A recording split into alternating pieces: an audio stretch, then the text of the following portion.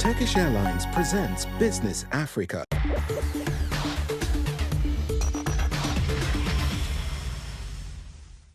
Hello and welcome to this episode of Business Africa. For this week's edition, I'm your host, Dea Yoka. Here are the headlines. The United Nations Development Programme and African leaders have launched the Timbuktu initiative, a $1 billion innovation fund aimed to revolutionize and boost the startup ecosystem on the continent.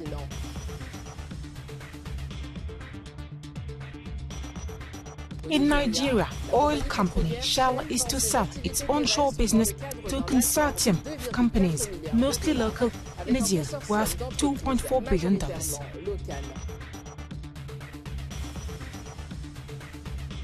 Finally, we'll head to Cameroon, where the government aims to reduce its dependence on Russian wheat. To achieve this goal, the country is set to invest over 430 billion CFA francs over 10 years. In a context characterized by a decline in funding for African startups in 2023, the UNDP partnered with African states to launch the Timbuktoo Fund. The $1 billion initiative will bring together investors, universities and states as they support the expansion of companies on the continent. The Timbuktu initiative, launched by the United Nations Development Programme, UNDP, promises an era of opportunities for African entrepreneurs. Announced at the 24th World Economic Forum in Davos, this fund dedicated to startups aims to mobilize over $1 billion and transform 100 million livelihoods and also create 10 million jobs, with Rwanda as host country. The creation of this fund comes against a backdrop in which financing in the African technology ecosystem has fallen by 36% to $3.2 billion by 2023. This is the lowest amount raised by startups on the continent since 2020.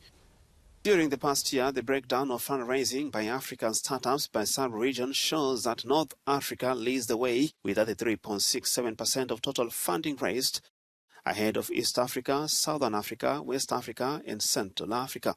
The bulk of this venture capital is centered in Kenya, South Africa, Egypt and Nigeria, with 60% dedicated to fintech, which accounted for 45% of total fundraising last year.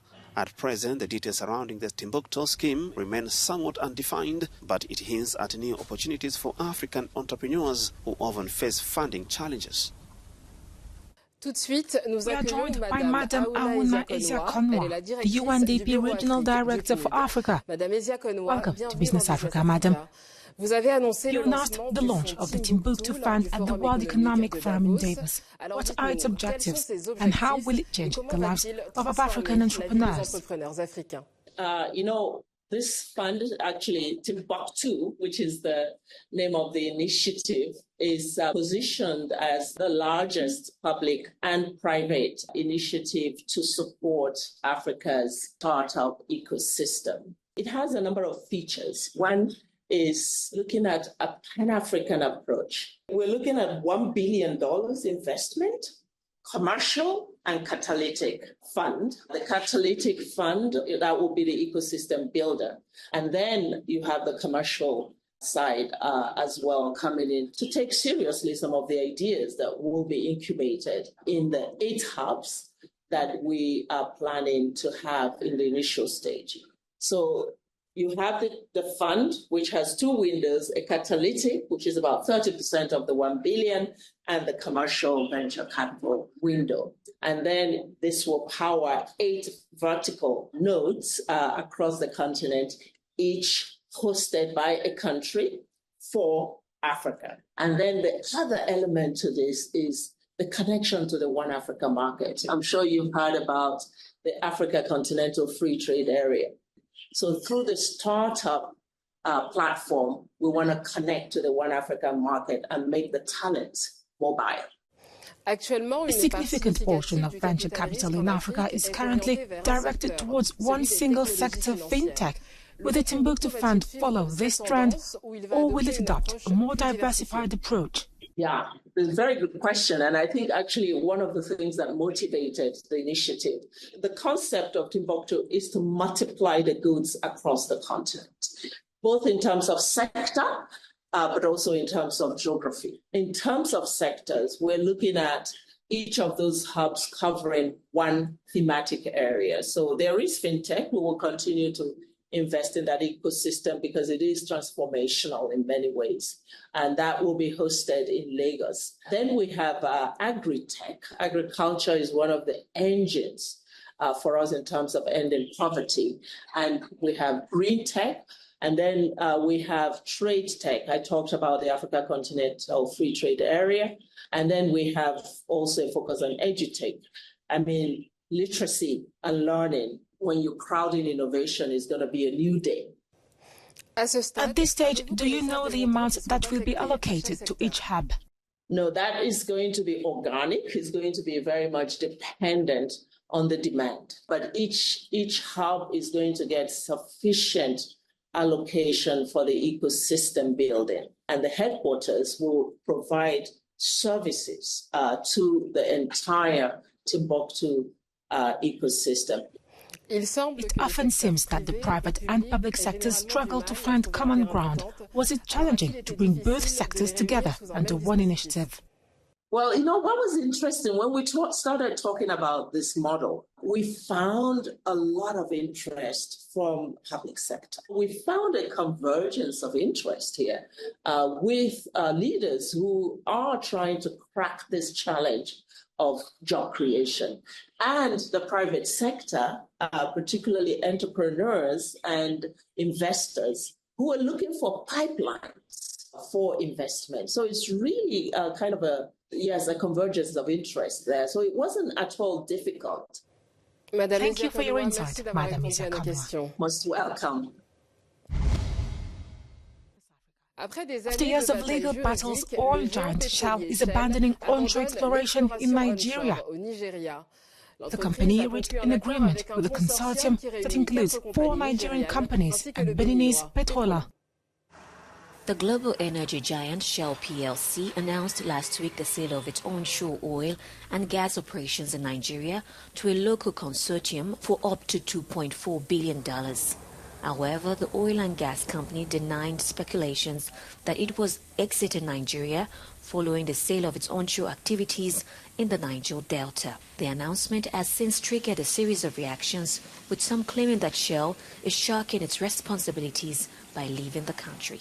These are business people who have always bribed their way to achieve their profit at the maximum level. For me, we've been praying that Shell should leave because they are not helping us. What we suffer, the spill, the aquatic damage, aquatic life damage, no farming, no fish. But just for 3 months, we've seen a clean environment. It shows that it's a departure from where we used to be. While the sale of Shell's operations promotes greater national independence in a sector historically dominated by foreign players, experts argue that Shell's disengagement is part of a strategy to focus its future investments on integrated gas and deeper water projects. In a way, it's a good thing for the nation if it is done in the right way. It will help us to harness our local talents. Our local companies can go by acquiring those assets, and they produce with those assets. The local companies will go, and also it will encourage more investors, local investors, in the industry. The energy giant, on its part, asserts its intention to remain a long-term partner of Nigeria. Heavily dependent on Russian wheat and therefore faced with soaring prices, Cameroon, once a big producer in the 1980s, aspires to regain its position to meet local demand. The conflict in Ukraine has led to a sharp rise in the cost of wheat in Russia, impacting Cameroon, which remains dependent on Russian wheat, accounting for 65% of Russian imports to the country. With a market share of almost 55%, Russia is Cameroon's leading wheat supplier, overtaking Canada and France. Cameroon, whose production is less than 300,000 tons, has to import 966,000 tons of wheat. So to make up for this trade deficit, the Institut de Recherche Agricole pour le Développement has decided to relaunch its wheat production fields at Wasande. Here we are on a plot of around 40 hectares, planted with 2 varieties, and we hope to obtain around 120 tons. The average yield is 3 tons per hectare, but we have already selected other varieties that can reach 5 to 6 tons per hectare in good rainfall conditions. We also have other varieties that yield 6 to 7 tons at lower altitudes and under irrigation. A significant portion of the harvest will be allocated for distribution among wheat growers who have undergone training in these innovative practices, fostering a sense of collaboration and shared success within the agricultural community. Meanwhile, the remaining yield will be introduced to the local markets, generating not only a sense of satisfaction among growers, but also contributing to the delight of bakery earners. We are very pleased with the government's decision to open up wheat production sites in Cameroon, especially with growing in Wasande, which is close to our production sites. At this level, we see positive impacts on our activities. Firstly, at processor level, it will enable them to receive fresh wheat and therefore good quality flour.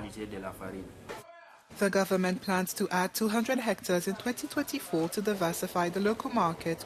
The first harvest at Wasande are scheduled for February. That wraps this episode of Business Africa.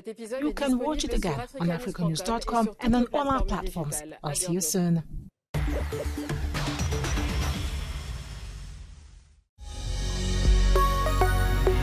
Business Africa was presented by Turkish Airlines.